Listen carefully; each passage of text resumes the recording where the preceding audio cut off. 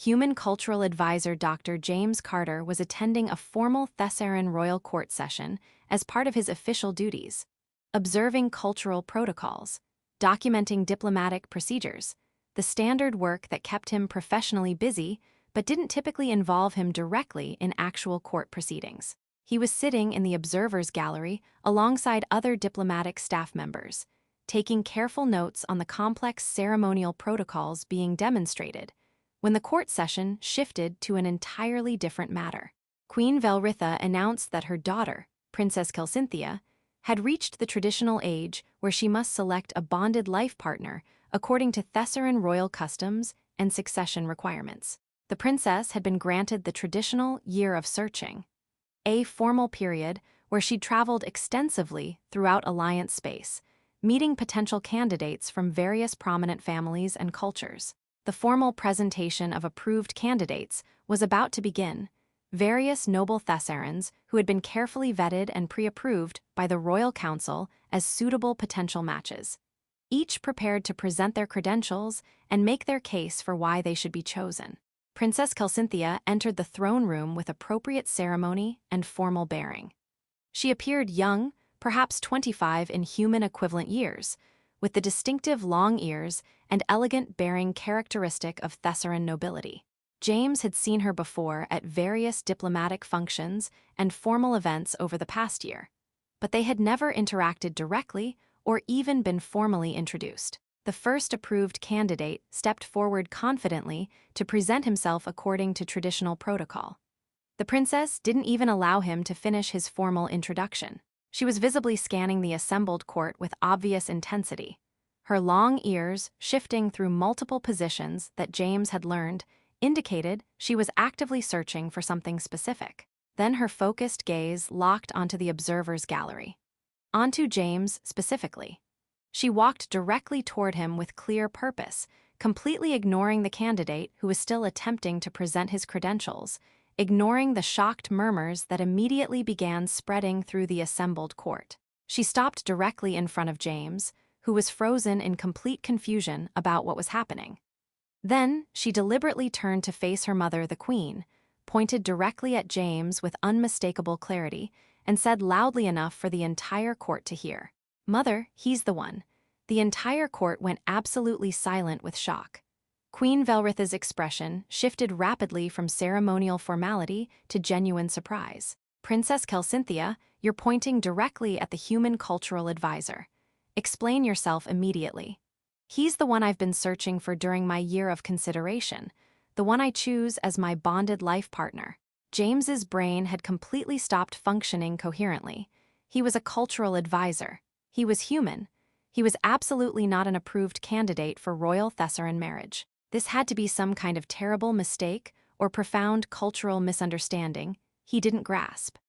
After the court session rapidly devolved into controlled chaos, James was formally escorted to a private meeting room where Queen Velritha and Princess Kelsinthia were already waiting. "Explain yourself," the Queen said simply to her daughter, her tone demanding immediate clarity. Thesaron bonding tradition explicitly recognizes the concept of soul recognition, the idea that certain individuals will experience immediate, profound recognition of their ideal life partner. It's admittedly rare, but when it genuinely occurs, our tradition gives it clear precedence over purely political considerations. You're claiming soul recognition of a human you have never even spoken with directly. I've carefully observed him for months during diplomatic functions and formal events. We've never spoken directly, but I've watched closely how he works. His genuine curiosity about our culture, his consistently respectful attention to complex protocol, his honest reactions rather than performed diplomatic responses. 3 months ago, I realized I was actively seeking him out at every event, looking for him before noticing anyone else. That's when I fully understood what I was experiencing." She turned to face James directly. "I specifically requested the traditional year of searching so I could observe you more extensively, determine whether what I felt was genuine soul recognition or merely temporary infatuation. I spent that entire year traveling, meeting candidates from the most prestigious families, giving them all genuine consideration. None of them created what I feel when I simply see you across a crowded room." James finally found his voice. Your Highness, I'm genuinely honored, but this is completely impossible. I'm not Thessaran nobility. I'm not even Thessaran at all. I'm a human cultural advisor with no political standing, no relevant resources, absolutely nothing that makes me remotely appropriate as a royal consort. Thessaran's soul recognition tradition explicitly supersedes all normal candidate requirements, Kelsinthia stated firmly. If I formally declare soul recognition before the assembled court, and you don't immediately and explicitly reject me publicly, tradition absolutely requires that my choice be respected regardless of your status or species. You deliberately engineered this entire situation, Queen Valritha said to her daughter with obvious realization. You intentionally chose to make your dramatic declaration during a formal court session with extensive witnesses, knowing our tradition would protect your unconventional choice. Yes, because if I had approached you privately first, you would have found numerous ways to prevent it or delay it indefinitely, or eventually convince me to choose more appropriately. I chose to invoke our tradition publicly, so the choice couldn't be easily dismissed or quietly prevented. The Queen looked directly at James. And you? What do you say to being suddenly declared the sole chosen partner of my daughter in front of the entire royal court? James was desperately trying to think through the immediate implications. I need to clearly understand what this actually means. What are the specific expectations, the obligations, what happens next? Over the following several days, James learned in extensive detail exactly what Princess Kelsynthia's dramatic public declaration actually meant. Under Thessaran tradition, soul recognition created a binding claim unless he explicitly and publicly rejected her, which would dishonor them both and almost certainly create a significant diplomatic incident given the extremely public nature of her declaration. If he accepted, they would undergo a formal bonding trial process. Essentially, a structured partnership period where they would determine whether the soul recognition translated to actual demonstrated compatibility. He wouldn't be expected to become king. Thessaran succession laws didn't work that way. But he would be royal consort with significant public responsibilities and constant, intense scrutiny. The political implications were remarkably complex. But Queen Valritha made it clear that if Kelsinthia was genuinely convinced of soul recognition, tradition absolutely required her to support the match even if she had personal reservations. James requested time alone with Kelsinthia to actually talk privately before making any binding decision. They met in the palace gardens, their first real private conversation despite her many months of careful observation. Why me specifically? James asked directly. Soul recognition sounds profound, but I genuinely need to understand what you actually observed that created this level of conviction. I watched you carefully for months at diplomatic functions and formal events. Most people perform constantly. They say what they think will advance their interests, hide their genuine reactions, manage their presentation every moment.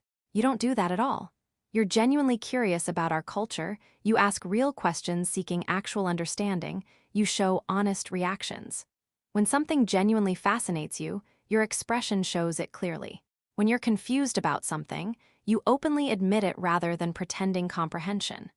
When you disagree with something, you find respectful ways to express it rather than simply agreeing to be polite. That's just basic honesty, not a legitimate basis for marriage. In a world absolutely full of constant performance, basic honesty is both rare and genuinely valuable. I spent an entire year meeting prestigious candidates who all performed perfectly. Perfect credentials, perfect manners, perfect scripted answers to every question. None of them made me feel the way I feel when I simply see you across a room.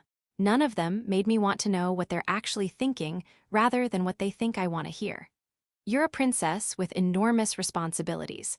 I'm a cultural advisor with no political power or relevant experience. How would this possibly work practically? I don't need a partner with political power. I already have that through my position. I need a partner who sees me as a person rather than as a position or opportunity to exploit. Someone whose life wouldn't be fundamentally defined by my status because they have their own genuine purpose and identity. You have work you genuinely care about.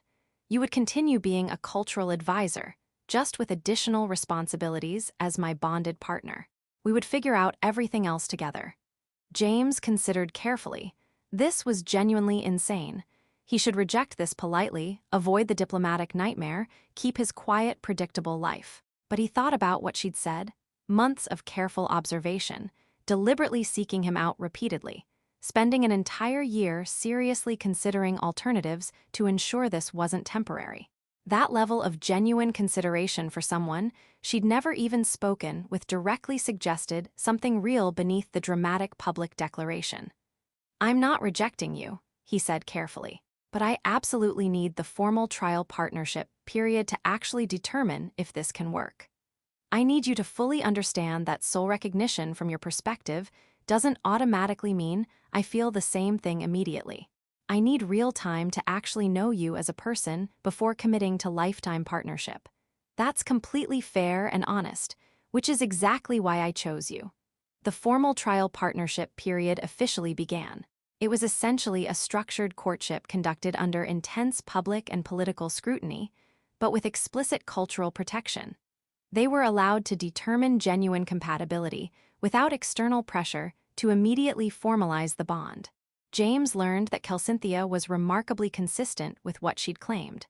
Genuinely curious about everything, truly valued honesty over politeness, willing to directly address disagreements rather than avoiding necessary conflict. She was also politically astute, deeply committed to serving her people, and carried the substantial weight of royal responsibility with remarkable grace. She learned that James was highly adaptable, but maintained clear personal boundaries, genuinely willing to embrace new cultural frameworks, but absolutely unwilling to lose himself completely in them, capable of handling intense public attention without actually enjoying it, truly committed to his work, documenting and preserving cultural knowledge across species. They experienced conflicts, inevitable moments when their different backgrounds and expectations clashed significantly. But they developed a consistent pattern of addressing conflicts directly through honest conversation rather than allowing resentment to build silently. 3 months into the trial partnership, James realized he wasn't just accepting the situation out of obligation or political necessity. He was genuinely falling for her, not the princess or the position, but Kelcynthia as a person who challenged him, valued what he valued, and had chosen him with such profound conviction that she'd been willing to risk everything to make her choice publicly undeniable. 6 months into the partnership, they formally decided to proceed with the bonding. The ceremony combined traditional Thessaran royal customs with specific elements from human marriage traditions that James requested. It was elaborate, intensely public, politically significant. But what genuinely mattered to James was the private moment immediately before the ceremony when Kelcynthia asked seriously, "Are you completely sure about this? This is the final point where you can still step back without dishonor to either of us. Once we formalize the bond, you're committed to this life permanently." "I'm absolutely sure. Not because of tradition or obligation or political pressure. Because I choose you the same way you chose me, deliberately and completely." Years later, their partnership was widely recognized as successful both personally and politically, a genuine example of Thessaran tradition successfully adapting to include cross-species partnerships while maintaining deep cultural significance. When people asked Princess Kelcynthia directly why she had chosen a human cultural advisor through such a dramatic public declaration, she remained characteristically honest. "I spent months carefully observing him at diplomatic functions, an entire year seriously considering alternative candidates, and finally recognized that what I felt wasn't going to change or fade with time. I chose to declare publicly because I knew my unconventional choice would be questioned and potentially blocked if I approached it through conventional channels. I pointed directly at him and said, he's the one, because that was the simple truth. And Thessaran tradition gives genuine truth and soul recognition clear precedence over political convenience." And James's perspective on those dramatic events. She pointed directly at me in front of her entire assembled court and declared I was the one she'd been searching for during her year of consideration. I had absolutely no idea who she was beyond her formal title, no understanding of what she'd observed or why she'd chosen me so dramatically. But I chose to accept the trial partnership, to get to actually know her as a person, and I discovered that her dramatic public declaration was genuinely backed by months of careful consideration and honest recognition of potential compatibility. She chose me boldly and publicly. I chose her after actually knowing her personally. Both choices mattered equally. Mother. He's the one, the alien girl said, pointing straight at me, became their story about how bold recognition can force confrontation with genuine feelings, how public declaration can effectively protect unconventional choices from being